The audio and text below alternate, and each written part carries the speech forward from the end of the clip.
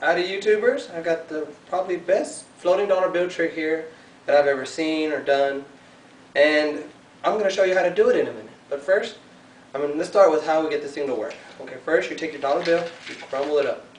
Of course you borrow it, do whatever you got to do to get one.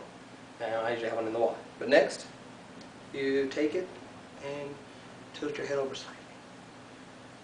And just slowly remove your hand.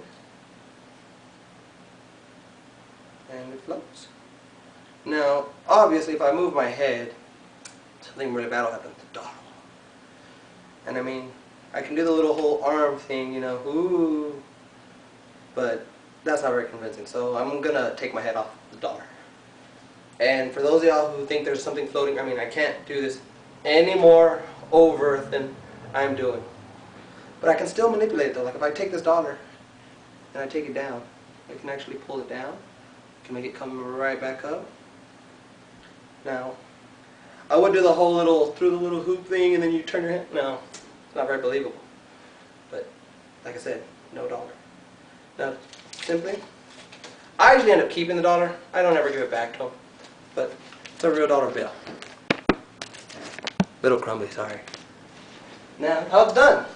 First thing you need is a bowling ball sized magnet. I prefer a 15-pound. Mine just happens to be painted like a bowling ball. It's a distraction. It's not a bowling ball at all. Next, put it down here. Next, you need a magnet, rare earth magnet, etc., etc. Neodymium. I don't know how to pronounce it. I don't know if you can see that here. Put that on my hand. Little bastard. Okay, next, what you do is, oh, you also need some excuse. Something. You'll be like, oh, hang on, I need to grab some magic dust or something, or whatever. Next, you take that little magnet, drop it in the dollar. Crumble the magnet around the dollar. And hopefully, you can get it to fly. You gotta be careful though, because that magnet, if the polarity is backwards, will shoot right at the bowling ball. And then they'll be like, you have a magnet. But like I said, next you just do like so. Try to keep it in the same area. Use your hands as a guide, I guess. And voila, you're floating the dollar bill.